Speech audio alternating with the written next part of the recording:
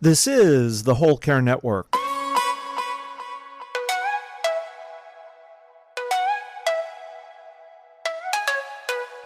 Helping you tell your story one podcast at a time. Content presented in the following podcast is for information purposes only. Views and opinions expressed in this podcast are solely those of the host and guest and may not represent the views and opinions of the Whole Care Network. Always consult with your physician for any medical advice, and always consult with your attorney for any legal advice. And thank you for listening to the Whole Care Network.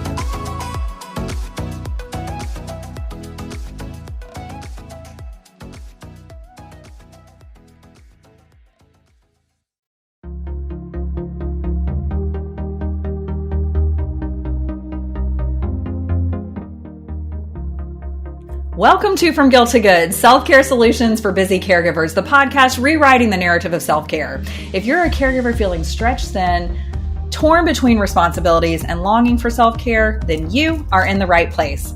I'm Jeanette Yates, fellow caregiver and someone who spent years doing all the self-care things and never really feeling any better. After years of research, self-exploration, and trial and error, I finally found a way to create a sustainable self-care practice that made me feel good, not guilty. And in the From Guilt to Good podcast, we'll explore how you can do that too. Together, we're going to hear expert insights, take actionable steps, and hear heartfelt stories that guide us toward rediscovering your worth, reclaiming your health, and getting back the life you've been too busy to enjoy. Today, we're welcoming Natalie Bedard. Natalie is a beacon of resilience and empowerment, dedicated to guiding others on their journey of healing and self-discovery. Despite facing profound changes, including a life-threatening illness and the demands of single parenthood to 3 boys, Natalie has emerged stronger and more determined than ever. Now, Natalie shares her wisdom and experience to help others tap into their inner potential and to navigate their own paths of growth. Natalie's approach is rooted in unraveling emotional blockages and empowering individuals to reconnect with their intuition, enabling them to realize their full potential. Beyond her coaching work, Natalie finds solace in nature, photography, meditation, and the healing power of the ocean. As the host of the Lift Oneself podcast, she believes that every story shared offers a glimpse into our own lives, fostering connection and understanding among listeners. So she has a podcast. She loves connecting with people, and I really think you're going to enjoy this podcast episode.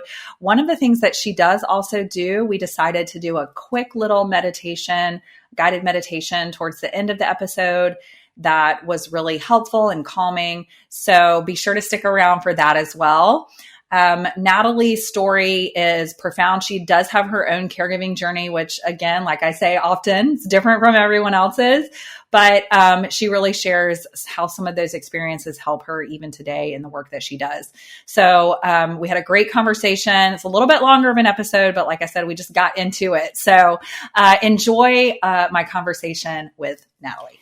If you're an overwhelmed caregiver that longs for some of your life back, craves time for self-care, freedom from the isolation of caregiving and the guilt, then the Empowered Self-Caregiver cohort is for you. Within the Empowered Self-Caregiver cohort, we'll take a deeper look into your unique caregiving challenges, assess your current self-care practices, and explore a personalized plan where you feel your self-care focus is most necessary. You'll design a self-care practice that is flexible enough for your life and something that you're going to actually enjoy.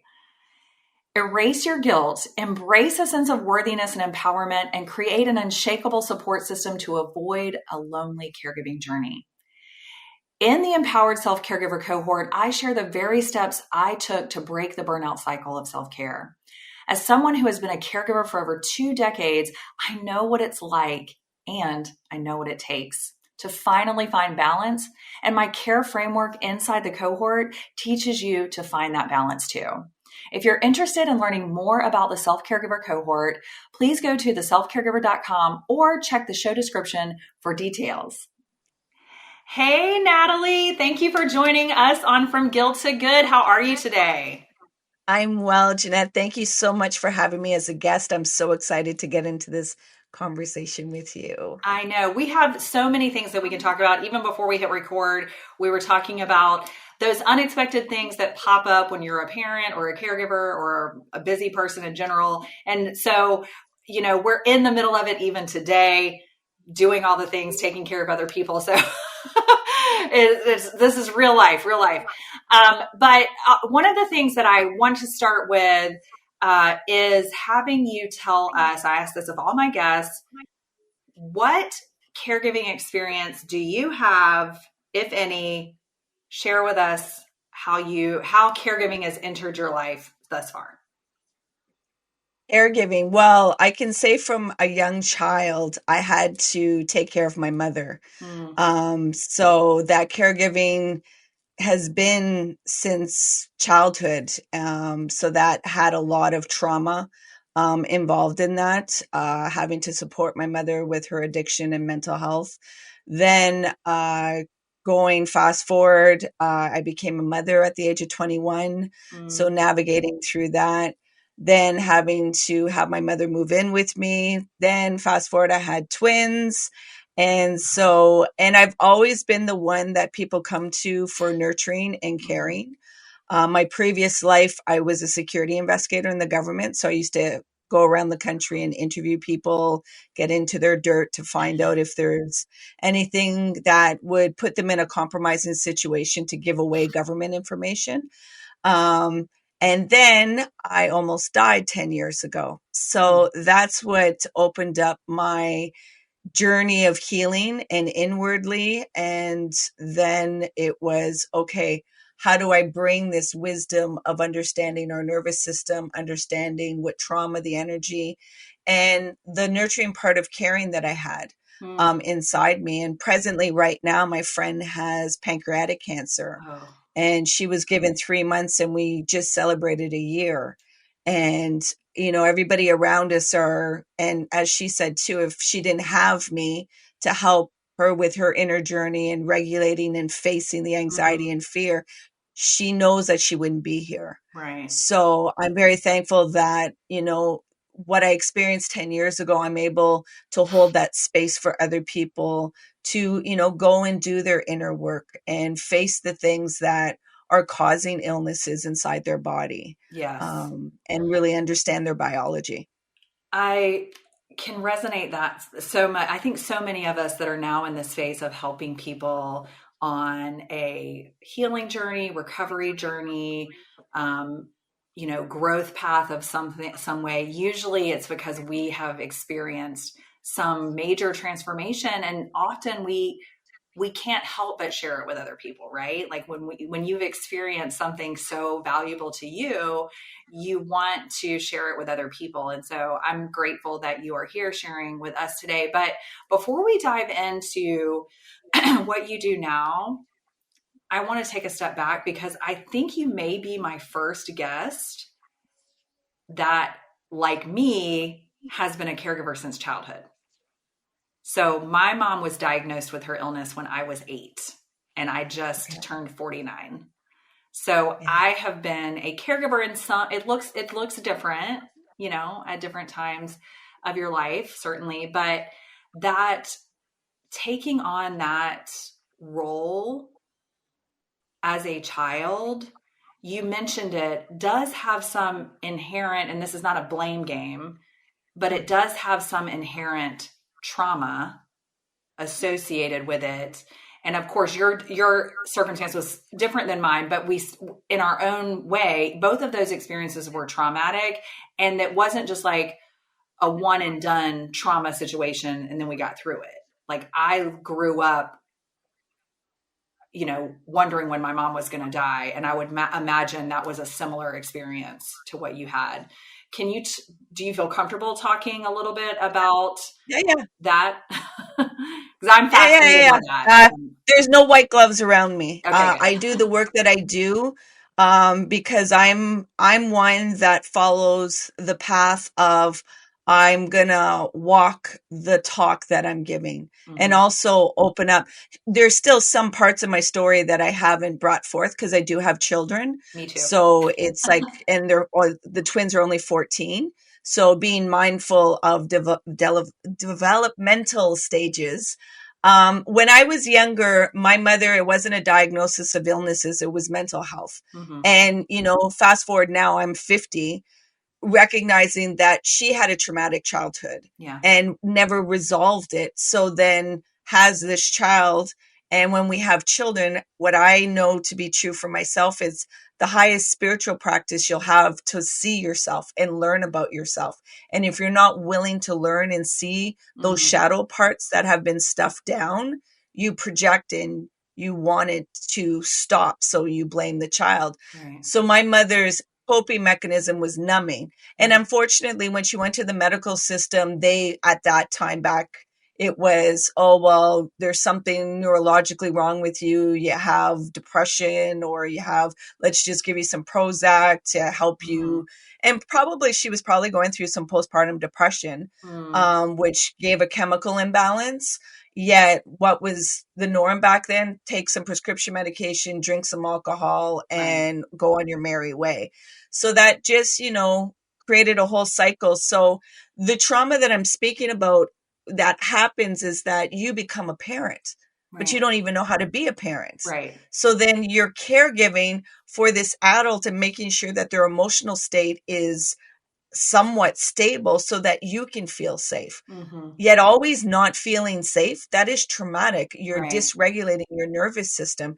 And for some listeners, I know trauma is the buzzword. So people think, oh, it's the event that's trauma. Right. And it's like, okay, let's replace trauma with energy.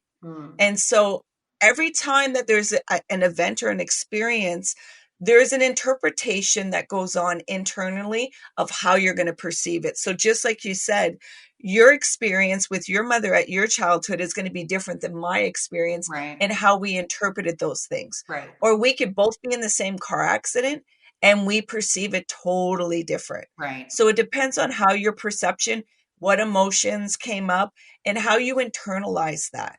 Right. And what fear came up, and were there people to support, or was it just looping inside of you? Yeah. So I when I help my clients, it's like, okay, we're going to take trauma out of there and we're going to say energy, and we're going to say energy of neural energy. Right. What are your thoughts? What are your emotions? Not that it's this woo woo. Right. What are you talking about? It's like neural energy, our thoughts, our nervous system sends out frequencies, vibrations.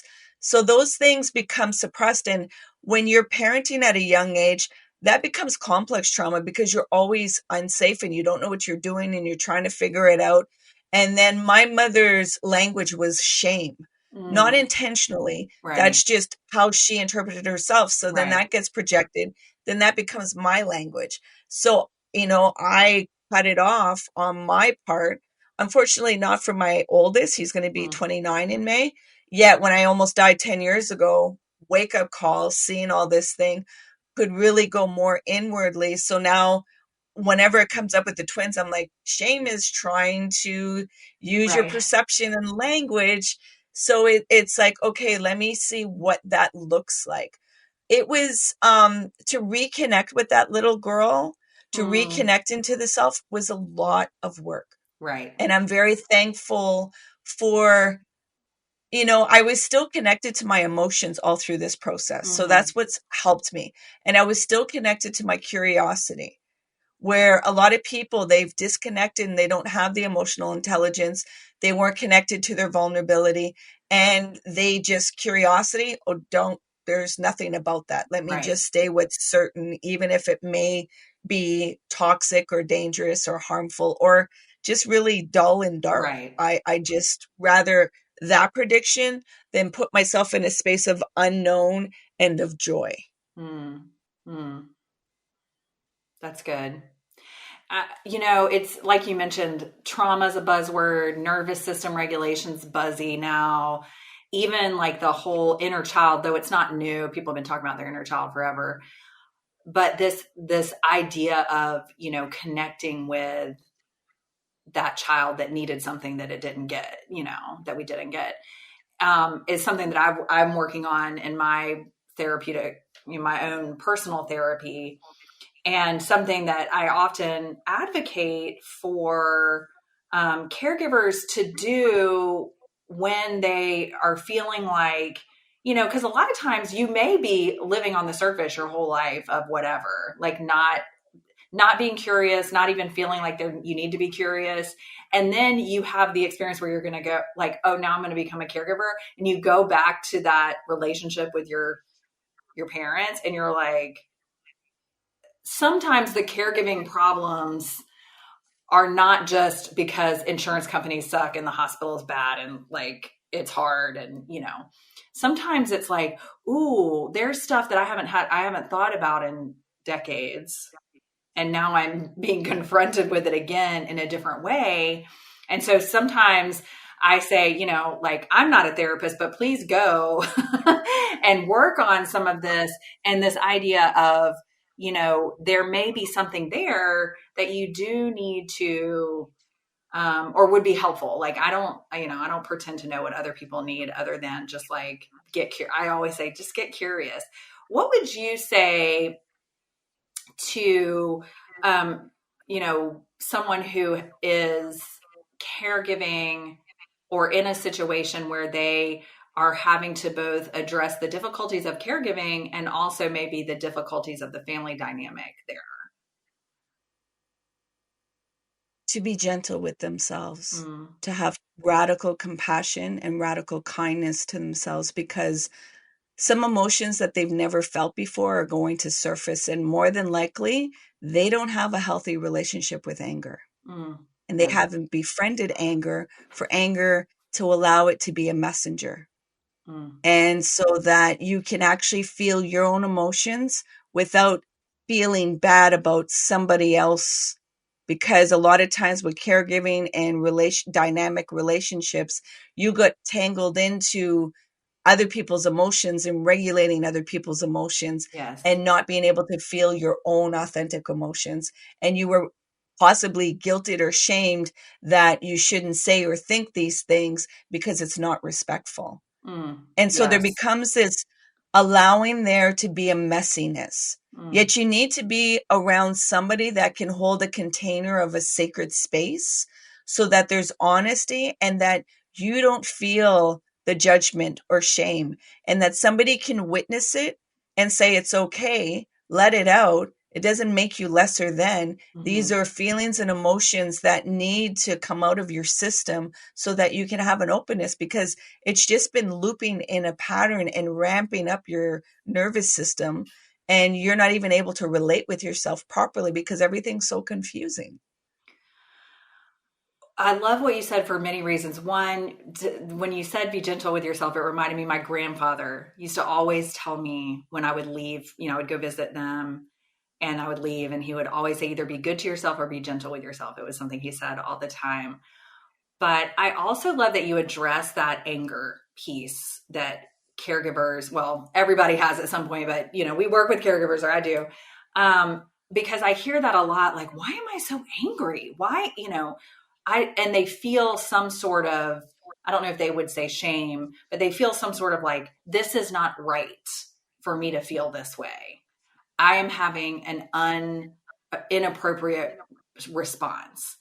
And some of the work that needs to be done is with that, allowing yourself to feel that. And so sometimes the response is not in proportion to the situation. That's the dysregulated nervous system, because there is an appropriate time to be angry or afraid, or,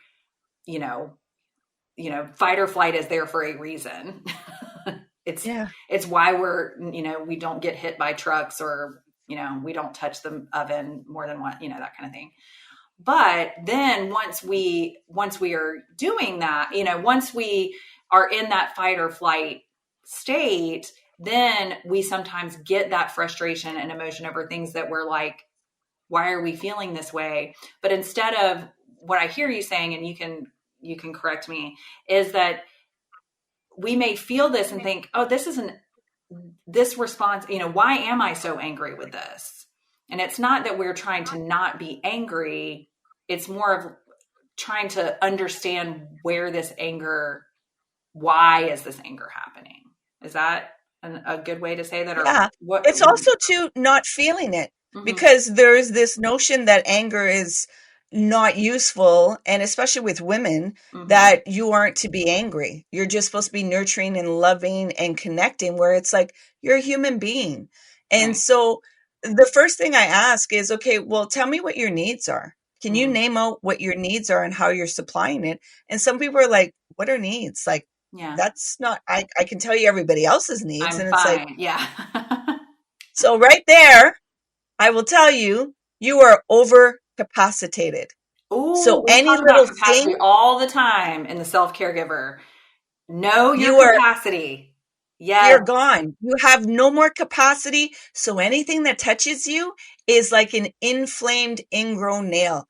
It hurts. Yeah. So any little thing is triggering you and just aggravating you because you have no more capacity to care.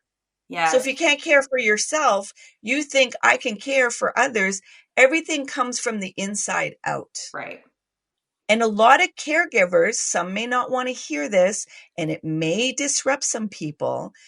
Some people are caregiving because it is a trauma response. Yes. And they are doing it out of a sense of fawning because they want to please the other and get the reward system. I am in love with what you're saying right now. I had not thought about it that way. I had not gone all the way to the fawn response as it like being a trauma response. I do though understand sometimes, like, I had to the way I talk about it is a different way, but I think we're saying the same thing. What I talk about is like, I was never able to be a good enough caregiver as long as I was doing what other people thought I should be doing for caregiving. And essentially what I hear you, I'm like, oh yeah, I was fawning. I was like, please be happy with me. Please be happy with me. Please be happy with me. So that is a type of fawning. For those people who are only familiar with fight or flight, will you talk a little bit about the other sympathetic responses that people may have? So there's four F's. Yeah. There's fight, there's flight. So you're going to fight. That's the anger. That's reacting to something. The flight is running away. So you're going to hide from it. There's the freeze where you're just stuck and you're there, but you're stuck. You don't feel no emotions. There's nothing going on. And then there's the fawning. You're going to do what is necessary to have a safety. Yeah. And what you were explaining of the not good enough signal, that no matter what I do, I cannot just get to this good enough space, is that needing a validation. Right. And if you didn't have a parent to validate you at a young age, you're always seeking it outwardly and not knowing that comes internally. Right. Because most times people have been separated from their worth as an identity. They think worth comes from accomplishment and actions. Right. And not just their existence. Yeah. So, in my work, we talk about and let's set aside all the society expectations, the family expectations, the definitions that you have picked up either explicitly or implicitly in your life, culture. A lot of times, like you said, it's like, well, you're the daughter. So you're supposed to be the caregiver, and it's like, well, who said, No, exactly. Who gave me that? I didn't apply for the job. Like, right. What the heck? And so, and then like I said to myself, tapping into intuition, which is something else that we can talk about, and said, what do I know to be true about what it would mean to be a good caregiver to my mother? I may have a different definition for what it would mean to be a caregiver to my child or to my husband, right?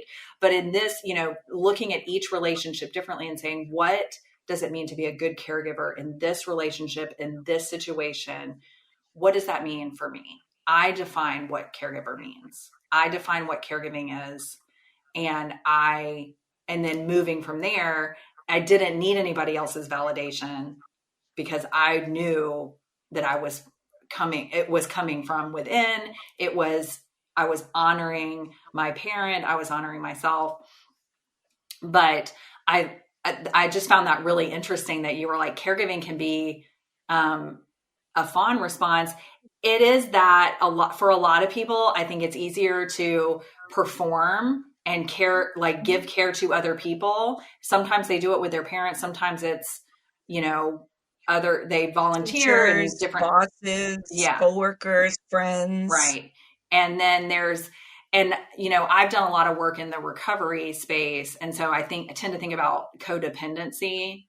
And do you know any, have you studied codependency? Do you know any, because I'm curious to know, like, if codependency characteristics would also be that kind of, Oh that yeah. fawning response. Yeah, because always with the nervous system, it's always looking for safety. So depending on what your definitions are in there, and if you don't feel good enough, and if you don't feel there's valid, then you're going to go look for these things in other people, and you're going to try to. It's a type of kind of co-regulation. Mm-hmm. So you're depending on, you're going to give me my validation that I'm looking for. You're going to give me the reward that I'm looking for in this relationship. Okay. And then if it doesn't meet up, then you see people like fall apart, and how toxic the codependency, and there's a power dynamic that goes on. But that's in that fawning of Okay. needing to feel a sense of safety in this, because it's losing the power of knowing it's within you, that you're going out there in that relationship to seek that safety. Okay. So that's really fascinating to me because, like, I have done nervous system work. I've done codependency work in my recovery stuff, but seeing them as they're not separate, but kind of they're layers of the same thing is, I think, helpful and It's a interesting. So spectrum. yeah. Yeah. Unfortunately, a lot of this work, or people, the medical system has messed us up, because it's like you have all these doctors all over the place, and you think it's all separate systems, but they're all connected. It's all a holistic with a W, whole. Yeah. And so the nervous system are layers of frequencies, and you have to understand that there's a multitude of dimension of things going on that layer on top of each other. Gotcha. So it's, how do we peel these things apart so that it doesn't feel, because not everybody can rip the Band-Aid off and want to dive into their inner work. They need layers to come off to not disrupt the psyche and agitate their nervous system of feeling so unsafe. And it's very challenging to look at yourself, to see your part in the dance, because it's very easy to blame. Let's point the fingers. You did this, you did that, where Right. it's like, but where am I, and how am I treating myself, and how am I identifying myself? Because there's one thing of always staying in your head, yet to drop back into your body, that feels very unsafe for people that have experienced significant trauma, or have been separated from their worth. It's like, I'd rather stay up here, that logically I got it all together. Right. Yet if you look at my actions, they don't match. And I Right. haven't embodied it. I haven't been in that presence and felt it, if that makes sense. Yeah. And I love that you talked about, like, in your head versus in your body, because I think we want to think our way out of everything. We're taught that too. Yeah. And, We're taught it. I was actually, I normally don't actually share what is in my therapy sessions. But I think it's relevant, and, who knows, maybe that's why it happened today. But, like, two things that you've said, literally, I was talking about earlier. One is, this idea of, seeing yourself. So part of what I did today in my work was, stop trying to, there was all this, like, self-discovery. And it's like, no, just stop and look at yourself. Just look, just see yourself for who you are. And I think a lot of times we're trying to do everything but see ourselves for who we are, feel our worth for what it is. And so I think that's so important. Worthiness is women of all different,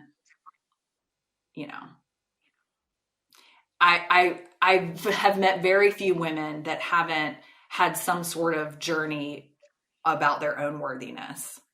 Some are farther along in the journey than others, but I feel like, especially in a society that values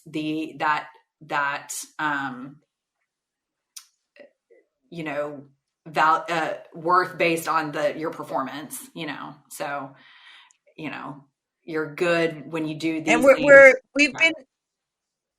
we've been indoctrinated as women that we're supposed to be doing it all. Yeah. And then it's like, it's not capable to be all things for everything. Right. You can be something at one point, but you're going to have to go through the grief that you're going to make a choice that you put your presence here, but other things are going to fall on the waistline. But that's a choice. Every but yes means a no to something else. Yes. Yeah.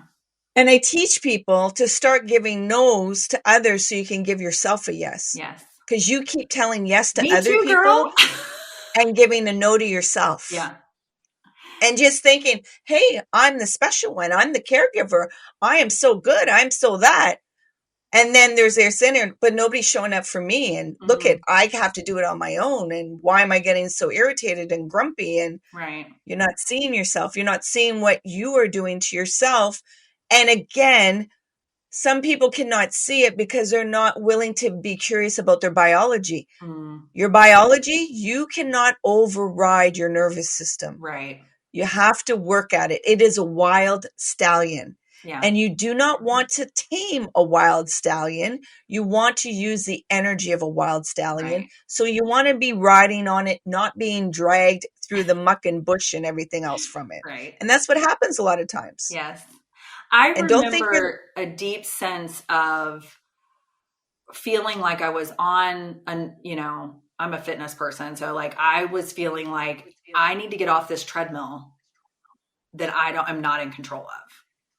Mm-hmm. And I don't mind being on a treadmill, but I've got to not keep letting everyone else. This is my treadmill. I've got to stop letting everything and everyone else mess with the dials. Exactly. And because my body was telling me to stop. And I was like, I can't, is basically the way I was feeling. And I think that's when I work with caregivers, and this is from my own personal experience, and when I work with caregivers now, there's this idea of like, yeah, I want to get off of this, but I can't because everyone else needs me. This is my calling. This is my duty. This is my responsibility. And while we do have duties and responsibilities, and we are meant to be in community with other people, we are meant to, caring and connecting is part of who we are as humans. So it's not each man for himself in this world, but at the expense of ourselves, I think is when we get into trouble. And doing all of that and at expense of our own health and well-being is where I feel. When did you not matter? I would ask the question, when did you start learning that you didn't matter? And that you had to be the savior for everybody else? Yeah. And for some who's going to people, come in and save you? Yeah. For some people, that was just an implicit thing that just kind of happened. Nobody said that to them. Nobody meant that to happen, but we felt that. And I think that's a lot of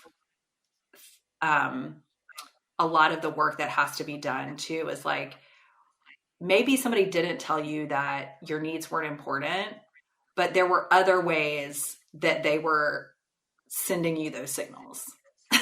And you know what, though? Tell you, because there are a lot of caregivers. It doesn't have to be words. Yeah. But that's the thing. Language isn't only words. Yeah. It's all of a sudden body language. It's emotions, not expressing any kind of emotions, not giving silent treatment. Mm-hmm. So a lot of people think, the language came from words, but no, it's nobody was supplying or nurturing me. Right. So all of a sudden, okay, well, I don't matter. I got to take care of other people so I can get this sense of safety and validation and feel some worth. Well, Because, go I'm ahead. sorry, go ahead. Go ahead. Well, one of the things that has been interesting to me in my own journey is that I had to be able to hold two truths about my growing up, which is that I know I know my mother loved me, and loves me. I mean, she's still around. She's still here. She loves me, but also she wasn't able to do all of the things that maybe she even wanted to do because she was fighting so hard for herself and commissioning all of us to fight for her as well, And so I for a long time, I was like, well, I can't say that she wasn't a good mom or she didn't give me what I needed because she loved me. And it's like, well, she did love me. And it doesn't make her a bad mom that she didn't do this. It just was the way it was. And I had needs that didn't get met, period. We don't need to always establish some sort of blame or some sort of, label to put on it other than like understanding that. And then we can move forward in our own healing and recovery, which is what I kind of want to talk about too, as caregivers, maybe listening today and they're thinking, oh, I do kind of have some childhood stuff I got to work through. Go ahead. I just want to pin something. When did we get a sense that a good mother doesn't make mistakes? Right. Or that they don't have their own stuff they're dealing with. And I understand as a child, you don't understand that. Yeah. But even as society, we label it that, oh, well, they were a good mom, yet I can't talk about the mistakes without tainting the good mom because I still have to reinforce that they were a good mom. And it's like, when did we get this concept that a good person is flawless? Right. Like we make mistakes, like this human experience, we're going to falter and make mistakes. And I think the most important part is when we can stand up and take the accountability and say, you know what? I did some things that were wrong and I didn't see at the time. And possibly right now I'm not able to see, yet I can see that my actions didn't line up with what I think was the proper way. Right. It's that accountability. And again, seeing yourself and seeing that aspect, it takes a lot of work to do that.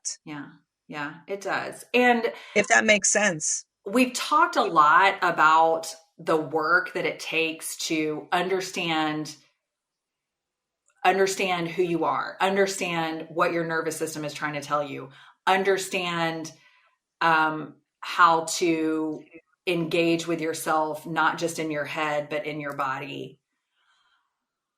And you do a lot of work. Who do you primarily work with? Like what types of clients do you typically have? All kinds. Yeah. All kinds. Yeah. Yeah. I have university students I have elderly people. I have mothers. I have men. I have, for me, it's that I have a gift of allowing the nervous system to be regulated so people can finally be honest about what's going on internally. Right. And then once you release that, because a lot of people are holding on to a lot of secrets, and it could be as simple as, I hate my mother. Yet they have not ever told anybody that because it goes against the respect, and I don't want to look a certain way, and how could I do, all these narratives. And it's like, just be honest about it and release it. And it doesn't make it different. It's just that inside your system needed that honesty, that you can see something and have your own emotions. So a lot of my clients are, it's a wide spectrum. And possibly that can harm me at times.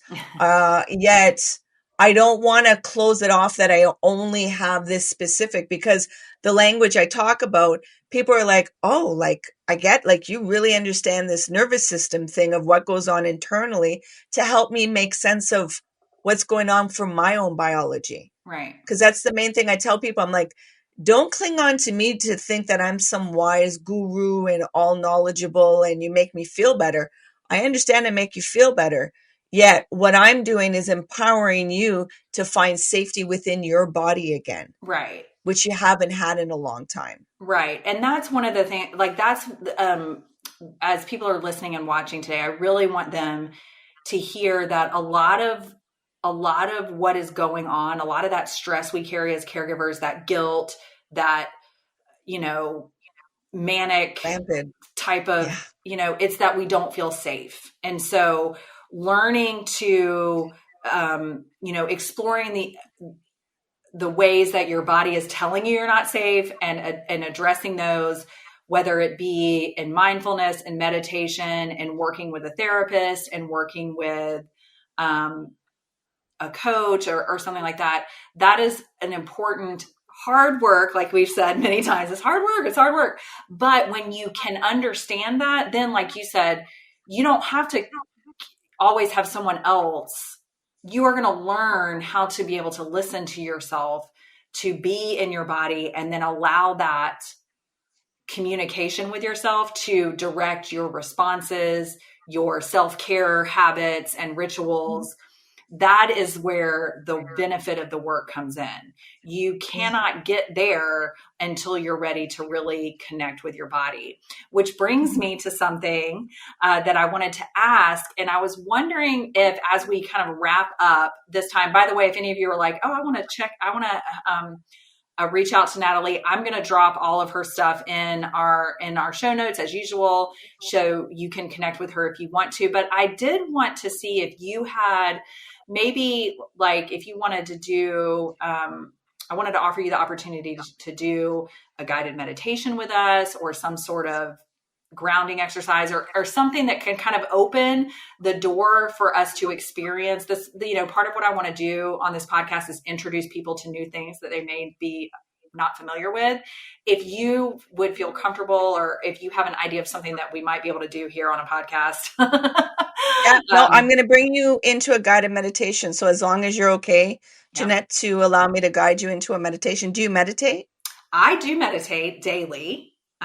Okay. For at least 30 minutes a day, sometimes multiple times. I have found it probably mindfulness, breath work, meditation is probably the single most helpful thing that I do every day to keep me present.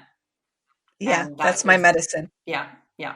So, okay. Yeah, my medicine, my own biology to go. So for the listeners, I'm going to prompt Jeanette and myself into this meditation. I'm going to ask her and myself to close our eyes. You as the listener, a lot of times people are listening to this podcast and they're driving or they're cooking. So the closing eyes, please keep them open if you're driving, because I want you to stay safe. And if you're cutting, I want that to be safe. Yet the other prompts that I'm guiding us in, you're able to follow through. Even if you're driving or cooking, you're able to come into this biology. And this is a practice that I am teaching people, that meditation doesn't have to just be on the cushion. It's in your everyday living. Yes. So when you're talking to somebody, you're able to do this while, listening, and being able to open your listening skills, and be able to find what the response is of what you want to communicate to somebody else. So Jeanette, I'm going to ask you to close your eyes, and you're going to begin breathing in and out through your nose. And you're going to bring your awareness to watching your breath go in and out through your nose. And you're not going to try and control your breath. You're just going to observe it. You're going to be aware of how it's feeling, how your breath is moving. And there may be some sensations or feelings that are coming up in the body, and you're safe to feel them. You're safe to let them go through, to let go. Keeping your awareness on your breath. Surrender the need to control. Release the need to resist, and just be with your breath. Just stay with your breath, allowing yourself to drop into your body. And if the sensations or feelings are a little too overwhelming for the system and it's distracting you, I'm going to ask you to take deep breaths all the way to the bottom of your belly. And for some, if you need to, put your hand at the bottom underneath your belly button, and you're going to breathe in and push your belly out like it's a balloon. And you're going to fill that belly up as much as you can with the inhale. And then you're going to hold that inhale for about 2-3 seconds. And then you're going to gently release it through your nose again. Then you're going to breathe in again, holding your belly and pushing it out like a balloon so that your whole system can feel the oxygen, can feel the safety.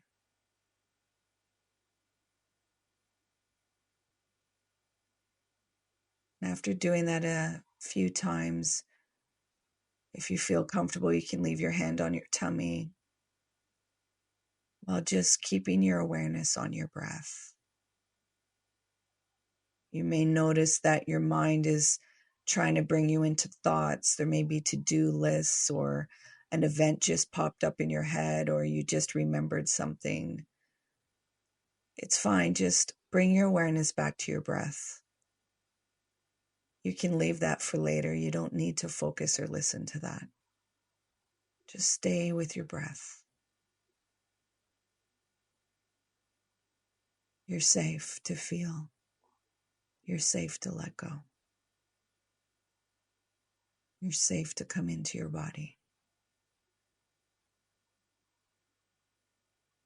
Staying with your breath. Coming into your body. Feel your feet on the floor, or unless you're in crisscross, feeling them under your legs. Feel your bottom touching the seat. Or if you're standing, feel the gravity pulling on your body.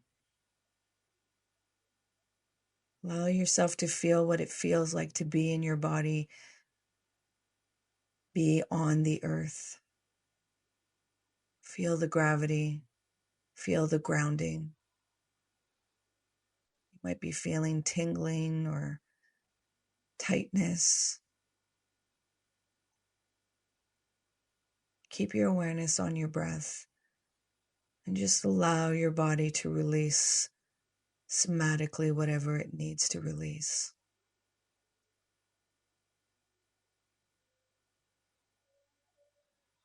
Surrender the need to control, release the need to resist, and just be. Be with your breath.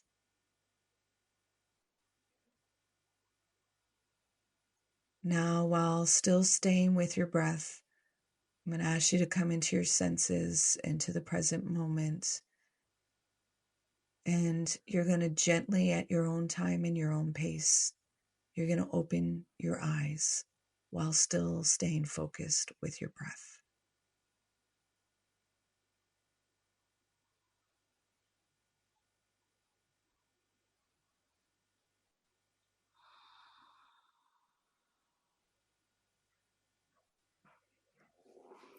Very How's nice. your heart doing?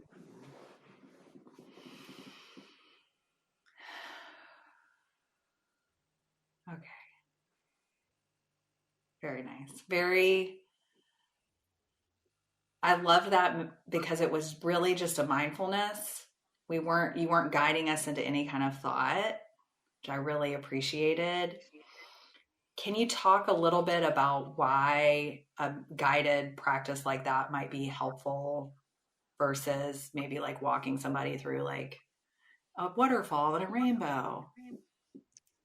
That's more visualization, and at times people need more safety because they're not able to have the safety. And like I said, I have a gift of regulating. So my presence can even be felt through the radio, or if you're in person with me, you really feel the energy of grounding. But even through these dimensions, the frequency of my voice is almost like a hypnosis.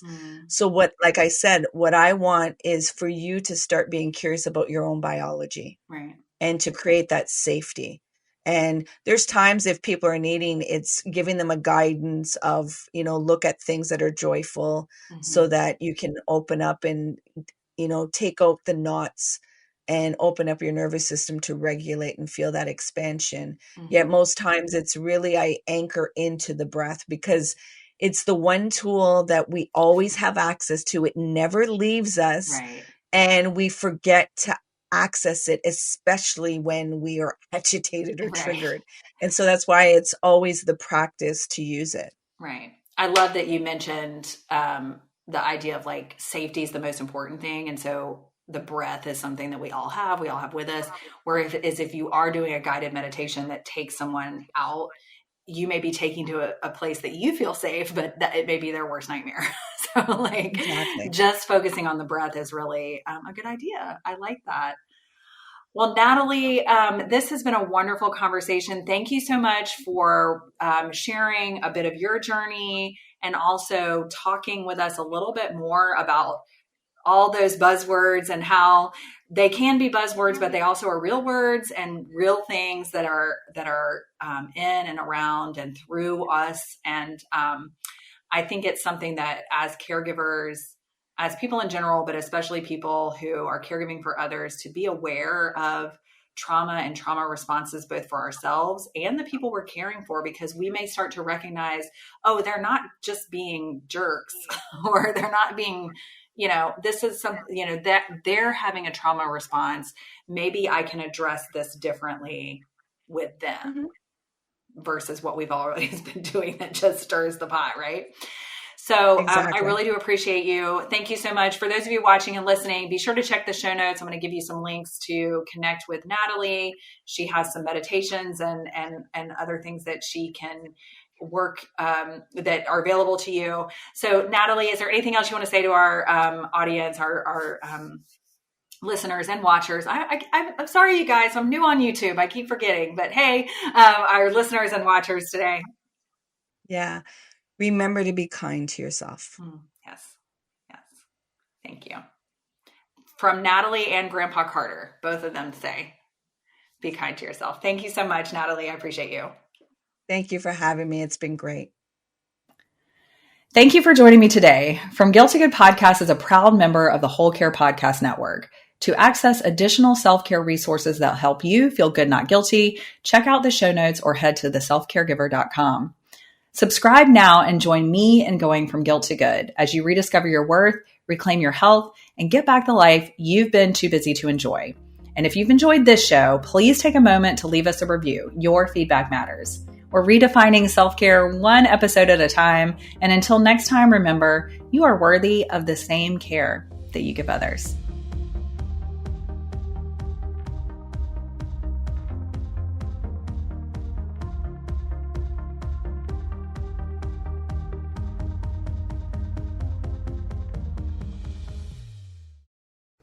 This is the Whole Care Network.